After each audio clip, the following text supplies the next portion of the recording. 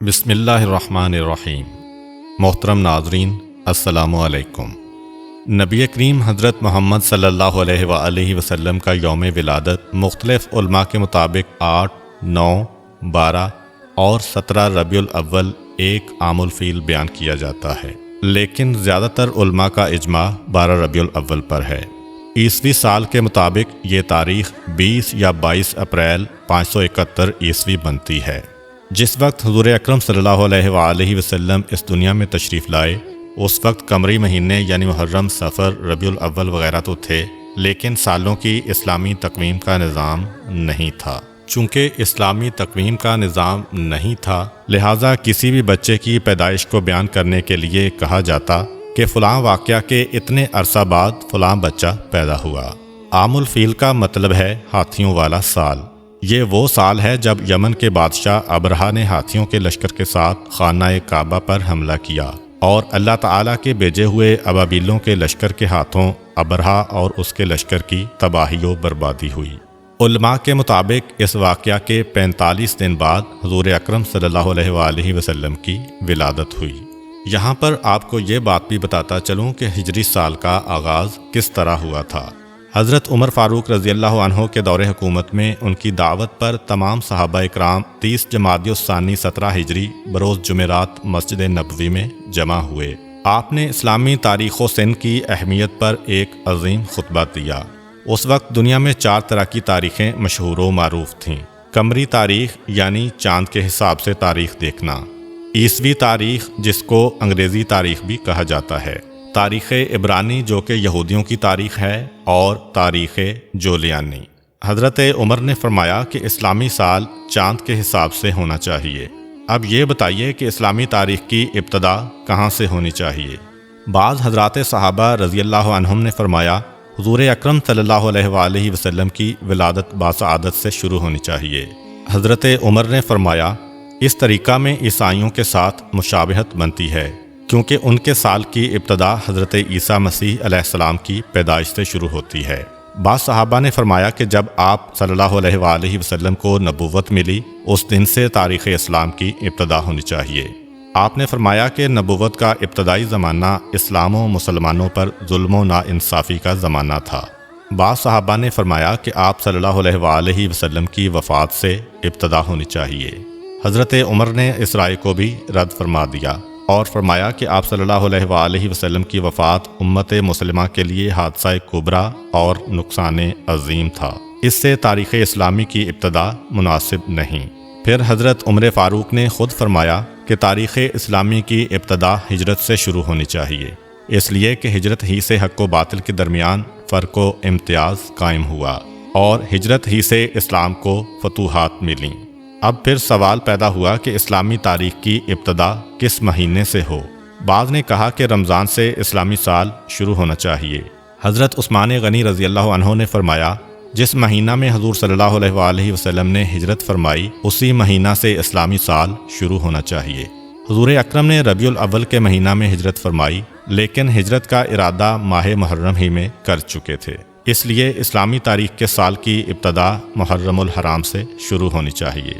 لہٰذا اسلامی سال کی ابتدا محرم الحرام سے ہونا طے پا گیا۔ چنانچہ اس طرح اسلامی سال کو ہجری سال کا نام دیا گیا اور اس کو اردو میں ہ سے اور انگلش میں AH سے ظاہر کیا جاتا ہے۔ حضور اکرم صلی اللہ علیہ وآلہ وسلم کے والد کا نام حضرت عبداللہ اور آپ کی والدہ کا نام حضرت آمنہ بنت وہب تھا۔ حضور اکرم کی ولادت سے پہلے ہی آپ صلی اللہ علیہ وآلہ وسلم کے والد حضرت عبداللہ کا انتقال ہو گیا تھا اور آپ ابھی 6 سال کے تھے کہ آپ کی والدہ حضرت آمنہ بھی اس دنیا سے رخصت ہو گئیں۔ اس کے بعد 8 سال کی عمر تک آپ کی پرورش آپ کے دادا حضرت عبد المطلب نے کی۔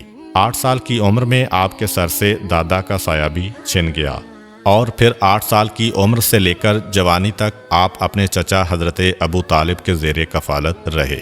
جس رات آپ دنیا میں تشریف لائے تو اللہ تعالیٰ نے بہت سے معجزات دنیا کو دکھائے۔ فارس کا آتش کدہ جس میں 1000 سال سے آگ روشن تھی اور فارسی اس آگ کی پوجا کرتے تھے، وہ اچانک بجھ گئی۔ کسریٰ کا محل 2 حصوں میں تقسیم ہو گیا اور 14 کنگرے ٹوٹ کر زمین پر گر پڑے۔ دریائے ساوا جو صدیوں سے خشک پڑا تھا اس میں پانی جاری ہو گیا، اور دریائے سماوا جس میں ہمیشہ سے پانی جاری تھا ایک مرتبہ اس میں پانی خشک ہو گیا۔ جتنے بھی دنیا میں بتکدے تھے ان میں موجود بت منہ کے بل زمین پر گر گئے، اور دنیا میں جتنے بھی بادشاہوں کے تخت تھے وہ پائے ٹوٹنے کی وجہ سے زمین پر آ کر گر گئے۔ جتنے بھی ساحر، جادوگر، کاہن اور منجم تھے ان کا علم جواب دے گیا تھا۔ زبان سے غیب کی خبریں بتانے والے ایک رات کے لیے گونگے ہو گئے تھے، خاص طور پر وہ کاہن جن کے ہمزاد آسمانوں سے ان کے لیے خبریں لاتے تھے، ان کی اور ان کے ہمزاد کی ملاقات کا سلسلہ ختم ہو گیا تھا۔ مکے کی سرزمین سے ایک ایسا نور ظاہر ہوا جس کی روشنی اتنی دور تک تھی کہ مکے کے لوگوں نے مکے میں بیٹھ کر شام کے محلات کا اپنی آنکھوں سے جائزہ لیا، اور ساری رات ستارے اس کثرت کے ساتھ ٹوٹ کر گرے کہ لوگ پریشان ہو کر ایک دوسرے سے سوال کر رہے تھے کہ آج کی رات کیا واقعہ پیش آیا ہے۔ عمرو بن امیہ جو ایک مشہور کاہن تھا، اس سے لوگوں نے پوچھا کہ یہ ستارے مسلسل کیوں ٹوٹ رہے ہیں؟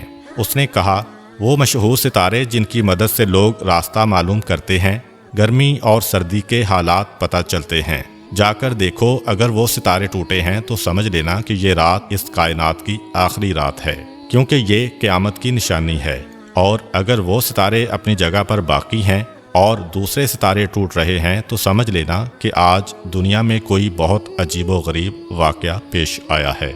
جب لوگوں نے دیکھا کہ وہ مشہور ستارے اپنی جگہ پر قائم ہیں تو انہیں یقین ہو گیا کہ آج کی رات کوئی نہ کوئی عظیم واقعہ پیش آیا ہے۔ تاریخ یہ بھی بتاتی ہے کہ آسمان سے ملائکہ کی ٹولیاں تسبیح و تقدیس کے گیت گاتی ہوئی زمین کی جانب آ رہی تھیں۔ ان غیر معمولی واقعات کو دیکھ کر جہاں انسان حیران تھے، وہاں شیطان بھی پریشانی اور حیرت میں مبتلا تھا۔ اس نے اپنے چیلوں کو جمع کیا اور ان سے کہا کہ پتہ کرو ماجرا کیا ہے۔ شیطان کے چیلوں نے ساری دنیا گھومی اور صبح کے وقت ناکام واپس لوٹے، اور شیطان کو بتایا کہ انہیں کچھ پتہ نہیں چل سکا۔ اس کے بعد شیطان نے خود نکلنے کا فیصلہ کیا اور سوچا کہ آسمان پر جا کر دیکھتا ہوں کہ فرشتوں میں کیا بات چل رہی ہے۔ اس وقت شیطان کو چوتھے آسمان تک کی رسائی حاصل تھی، لیکن آج چوتھا آسمان تو کیا، پہلے آسمان پر ہی فرشتوں نے اسے روک لیا اور آتشی ہتھیاروں سے اسے بھگا دیا۔ اس کے بعد شیطان زمین کی سیر کے لیے نکلا اور حرم کی سرزمین میں داخل ہونے کی کوشش کی، لیکن وہاں بھی فرشتوں نے اسے روک لیا۔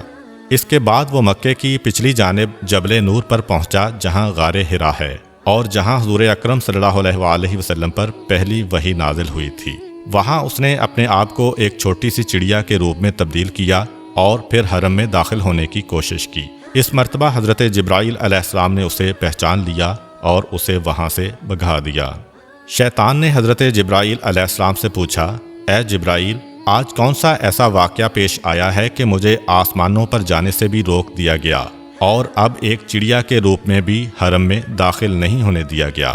حضرت جبرائیل علیہ السلام نے فرمایا کہ آج انتہائی مقدس رات ہے، آج سرکار انبیاء حضرت محمد صلی اللہ علیہ وآلہ وسلم کی ولادت کی رات ہے، ان کی ولادت ہونے والی ہے، اس لیے تجھے اس مقام پر داخلے سے روک دیا گیا ہے۔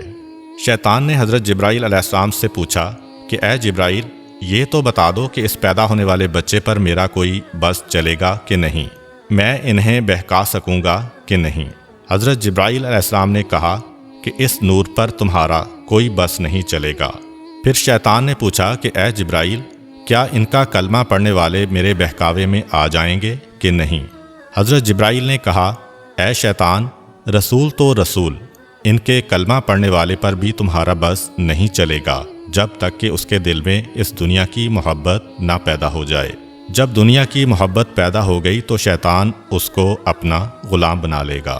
حضور اکرم صلی اللہ علیہ وآلہ وسلم کی والدہ جناب آمنہ کہتی ہیں کہ دوران حمل مجھے کبھی کوئی گرانی یا تکلیف محسوس نہیں ہوئی، اور نہ کبھی کوئی ایسا احساس ہوا جو پہلے بچے کی ولادت کے وقت عرب کی عام عورتیں بیان کیا کرتی تھیں۔ آپ فرماتی ہیں کہ میں اور فاطمہ بنت اسد کمرے میں بیٹھی تھیں کہ اچانک کمرے کی روشنی میں اضافہ ہونے لگا اور ایسا لگا کہ یہ کمرہ آنکھوں سے پوشیدہ ہوتا جا رہا ہے۔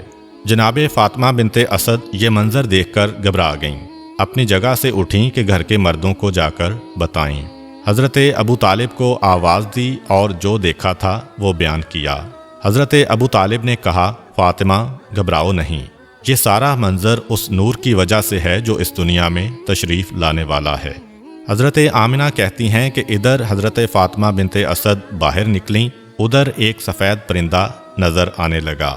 عجیب بات یہ ہے کہ مکان کی چھت بھی غائب ہو گئی ہے اور ہر طرف اس قدر نور ہے کہ جس نے میرے ارد گرد کی تمام چیزوں کو پوشیدہ کر دیا ہے، اور اب میں گویا 7ویں آسمان تک کا مشاہدہ کر رہی ہوں۔ جناب آمنہ کہتی ہیں کہ اس وقت ایک سفید پرندہ آیا، اس نے اپنے جسم کو میری پیشانی سے مس کیا۔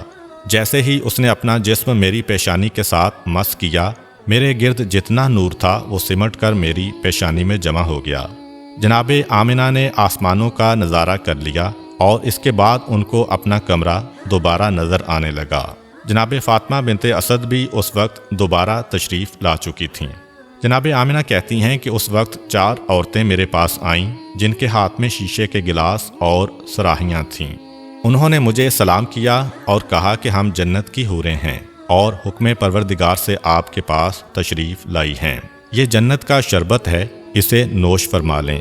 حضرت آمنہ نے وہ شربت پیا تو ایک لمحے کے لیے دنیا سے غافل ہو گئیں، اور جیسے ہی ہوش میں آتی ہیں تو کیا دیکھتی ہیں کہ ان کا بچہ ان کے پاس اس انداز میں سجدے کی حالت میں ہے کہ اس کا بایاں ہاتھ زمین پر ہے اور دایاں ہاتھ آسمان کی طرف بلند ہے۔ اس کی پیشانی خانہ خدا کی جانب ہے، اور جیسے ہی وہ سجدہ سے اٹھا اس کی پیشانی سے ایسا نور ظاہر ہوا کہ میں نے اور میری بہن فاطمہ نے اسی نور کی روشنی میں ایک طرف یمن کے سرخ محل دیکھے تو دوسری جانب بصرہ اور شام کے علاقے کو دیکھا، اور تیسری جانب ایران کے محلات ہماری آنکھوں کے سامنے آ گئے۔ حضرت آمنہ فرماتی ہیں کہ میرے ہاں بچے کی ولادت ہوئی اور مجھے پتہ بھی نہ چلا کہ یہ بچہ کس وقت دنیا میں ظاہر ہوا۔ اس کے بعد مسلسل میرے کانوں میں لوگوں کے سلام کی آوازیں آنے لگیں، السلام علیکہ یا محمد، السلام علیکہ یا احمد۔ میں نے ان 4 حوروں سے پوچھا کہ یہ کون لوگ ہیں جو سلام کر رہے ہیں؟ انہوں نے کہا کہ یہ فرشتوں کی ٹولیاں ہیں جو سلام کرنے آ رہی ہیں۔ اس کے بعد ان 4 حوروں نے کہا کہ ہم اس امانت کو جبرائیل و میکائیل علیہم السلام کے سپرد کر کے واپس جا رہی ہیں۔ ان 4 حوروں میں سے ایک نے بچے کو اپنے ہاتھوں پر لیا اور پھر آنے والے ایک نوجوان کی گود میں ڈال دیا۔ مجھے بتایا گیا کہ یہ حضرت جبرائیل علیہ السلام ہیں، ان کے ساتھ حضرت میکائیل علیہ السلام ہیں، اور دونوں کے ہاتھ میں جنت کے پانی سے بھرے ہوئے لوٹے تھے۔ انہوں نے اس پانی کو بچے کے اوپر ڈالنا شروع کیا اور فرمایا، اے آمنہ، اس بچے کو اس پانی کی ضرورت نہیں ہے کیونکہ یہ پاک و پاکیزہ ہے، اسے غسل کرنے کی ضرورت نہیں ہے، مگر ہم نور و صفا میں زیادتی کے لیے اس پانی سے غسل دے رہے ہیں۔ جناب آمنہ کہتی ہیں کہ میں نے دیکھا کہ بچہ ختنہ شدہ ہے، ناف کٹی ہوئی ہے اور پاک و پاکیزہ ہے۔ حضرت جبرائیل و میکائیل علیہم السلام ابھی نہلا کے فارغ ہوئے تھے، اچانک آسمان سے ایک سفید رنگ کا بادل نمودار ہوا اور اس نے اس بچے کو چھپا لیا۔ اس کے بعد میرے کان میں کسی نے کہا کہ اسے لے جاؤ اور دنیا کے پہاڑ اور جنگل دکھاؤ، اور ہر ایک سے کہو کہ یہ تمہارا آقا اور سردار ہے، تمہیں اس کی اطاعت کرنا ہے۔ ایک لمحے بعد وہ بادل جس نے بچے کو پوشیدہ کیا ہوا تھا ہٹا، اور بچہ سبز رنگ کے ایک گہوارے میں لیٹا ہوا نظر آیا۔ مجھے نہیں پتا کہ یہ گہوارہ بھی کہاں سے آیا۔ بچے کے ہاتھ میں 3 چابیاں ہیں، اور کسی نے بآواز بلند کہا، اس میں سے ایک چابی فتح و نصرت کی ہے، دوسری چابی دنیا کے نفعات کی ہے، جو اس کے ساتھ چلے گا وہ نفع حاصل کرے گا، اور جو اس سے منہ موڑے گا وہ نقصان اٹھائے گا، تیسری چابی نبوت کی چابی ہے، پس نبوت کے سلسلے کو اس نے قفل لگا دیا، اس کے بعد کوئی نبی نہیں آئے گا۔ یکا یک میں نے دیکھا کہ ایک دوسرا بادل نیچے آیا اور اس نے پھر اس بچے کو پوشیدہ کر دیا۔ پھر کسی نے میرے کان میں کہا، اسے لے جاؤ اور دنیا میں جتنے چرندے، پرندے، درندے، اولیاء اور نیک انسان ہیں ان سب کو اس کی پہچان کراؤ اور ان سے کہو کہ یہ تمہارے آقا و سردار ہیں، تمہیں اس کی اطاعت کرنا ہے۔ تھوڑی دیر بعد وہ بادل بھی ہٹ گیا اور میرا بچہ اسی انداز میں گہوارے میں لیٹا ہوا ہے، اور اب اس کے سرہانے 3 آدمی کھڑے ہیں۔ ان میں سے ایک کے ہاتھ میں شیشے کی بنی ہوئی ایک صراحی ہے، دوسرے کے ہاتھ میں موتیوں کا بنا ہوا ایک چوکور تشت ہے اور تیسرے کے ہاتھ میں ایک سفید رومال ہے۔ اسی وقت میری نگاہ میرے بچے کی جانب گئی تو میں نے دیکھا کہ میرے بچے کے دوسرے ہاتھ میں بھی ایک سفید رومال ہے، یعنی ایک ہاتھ میں 3 چابیاں ہیں اور دوسرے ہاتھ میں سفید رومال، اور کوئی کہہ رہا ہے کہ اب دنیا اس کے قبضے میں ہے، یہ دنیا میں جسے چاہے دنیا سے محروم کرے۔ پھر وہ 3 آدمی آگے بڑھے اور موتیوں کا تشت بچے کو پیش کیا اور کہا کہ اس میں سے جس حصے کو چاہو پکڑ سکتے ہو۔ بچے نے تشت کے بیچ میں ہاتھ ڈالا، جو بچے کی فطرت کے بالکل خلاف ہے، کیونکہ چاروں طرف سفید موتی لگے ہوئے ہیں اور درمیان والا حصہ خالی ہے۔ پکارنے والے نے پکارا کہ اس نے دنیا میں سے خانہ کعبہ کا انتخاب کر لیا ہے۔ پھر بچے کو اسی تشت میں بٹھایا گیا اور ان میں سے ایک آدمی نے بچے کو اسی پانی سے ایک مرتبہ پھر نہلایا جو جبرائیل علیہ السلام لے کر آئے تھے۔ پھر میں نے دیکھا کہ تیسرے آدمی نے اس سفید رومال کو کھولا، اس میں سے ایک انگوٹھی نکلی، اس انگوٹھی کو بچے کے دونوں شانوں کے درمیان رکھ کر دبایا، اور جب انگوٹھی کو وہاں سے ہٹایا تو مہر نبوت وہاں پر ثبت ہو چکی تھی۔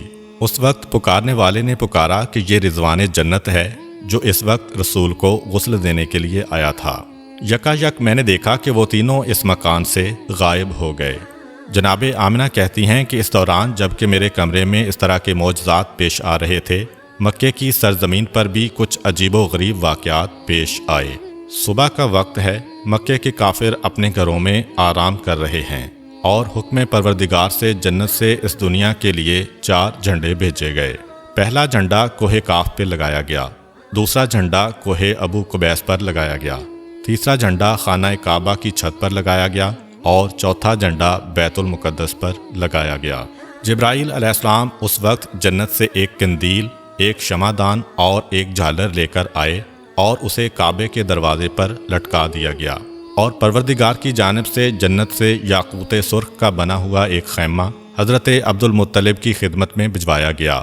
یعنی آج کی رات مکے کی سجاوٹ ہو رہی ہے، مکے کو سجایا جا رہا ہے۔ صبح کے وقت مکے والے اٹھتے ہیں اور حیران ہو جاتے ہیں کہ رات کے وقت ہم نے آسمان پر عجیب و غریب واقعات کا مشاہدہ کیا تھا، مگر اب تو ہمارے ہی شہر میں یہ قندیل کہاں سے آئی؟ کعبے کے دروازے پر لٹکنے والا اتنا خوبصورت جالر کہاں سے آیا؟ یہ خوبصورت جھنڈے کون لگا گیا؟ اور جب حضرت عبد المطلب کے گھر کے صحن میں یاقوت سرخ کا خیمہ دیکھا تو اکثر سرداران مکہ کے دل میں حسد کی آگ بھڑک اٹھی کہ جو چیز ہے وہ عبد المطلب کو ہی مل رہی ہے، جو نعمت بھی ہے انہی کو مل رہی ہے، تو وہ دشمنی کا سلسلہ جو چاہے زمزم کھودتے وقت شروع ہوا تھا وہ مزید بڑھ گیا۔ غرض یہ کہ جب رات ختم ہوئی اور رسول خدا کی ولادت ہو چکی تھی، سارا مکہ جگمگا رہا تھا، اور حضرت عبد المطلب اپنے مکان میں یہ انتظار کر رہے ہیں کہ میری بہو آمنہ کی طرف سے مجھے کیا پیغام ملتا ہے۔ دوسری طرف سارا مکہ کعبے کے باہر جمع ہے۔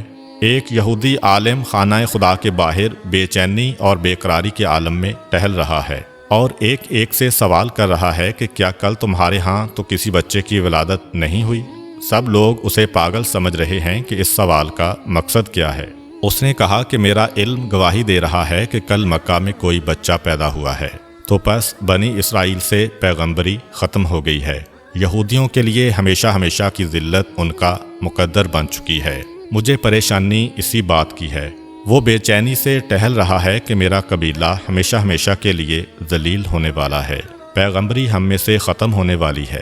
بار بار آتا ہے اور ہر ایک سے سوال کرتا ہے کہ خدا کے لیے بتا دو، تم میں سے کسی کے ہاں بچے کی ولادت تو نہیں ہوئی؟ ہر ایک نام میں جواب دیتا ہے۔ آخر میں گھبرا کے کہتا ہے کہ کوئی یہاں آنے سے باقی تو نہیں بچا؟ لوگوں نے کہا کہ انتظار کرو، ابھی سردار مکہ آنے والے ہیں، جب وہ آئے تو ان سے سوال کرنا، باقی سب تو یہاں پہنچ چکے ہیں۔ یہودی عالم کو پتہ چلا کہ حضرت عبد المطلب کے ہاں پوتے کی پیدائش ہوئی ہے۔ بے چین ہو کر حضرت عبد المطلب کو کہتا ہے کہ ایک مرتبہ میں اس بچے کی زیارت کرنا چاہتا ہوں، تاکہ جس مقصد کے تحت میں اپنے وطن کو چھوڑ کر اتنے مہینوں سے مکے میں مقیم ہوں وہ پورا ہو جائے اور مجھے پتہ چل جائے کہ واقعاً وہی بچہ پیدا ہوا ہے کہ نہیں۔ جناب عبد المطلب اس عالم کی بے چینی کو دیکھتے ہوئے پیغمبر اسلام کو ایک گہوارے میں لے کے آتے ہیں۔ یہودی عالم کی نگاہ اس بچے پر پڑی اور بے اختیار چیخ ماری کہ یہی وہ بچہ ہے کہ جس کے بعد بنی اسرائیل کی بادشاہت ختم ہو گئی، بنی اسرائیل سے نبوت ختم ہو گئی۔ یہی وہ بچہ ہے جو ساری دنیا کا حکمران بنے گا، اور اس کی وجہ سے عرب اپنی سرزمین سے نکل کر ساری دنیا میں پھیلیں گے۔ ناظرین، یہ تو تھی نبی پاک کی پیدائش کے حوالے سے مکمل تفصیل۔ انشاءاللہ اگلی ویڈیو میں ہم آپ صلی اللہ علیہ وآلہ وسلم کے بی بی حلیمہ سعدیہ کے گھر پہنچنے اور وہاں پر پیش آنے والے حالات اور معجزات کے بارے میں بیان کریں گے۔ امید کرتا ہوں کہ آپ کو آج کی ویڈیو اچھی لگی ہوگی۔ اگر آپ کو ہماری ویڈیو اچھی لگی ہے تو ویڈیو کو لائک کریں اور مزید اس طرح کی ویڈیوز دیکھنے کے لیے ہمارا چینل سبسکرائب کر لیں۔ ملتے ہیں نیکسٹ ویڈیو میں، اجازت دیجیے، اللہ حافظ۔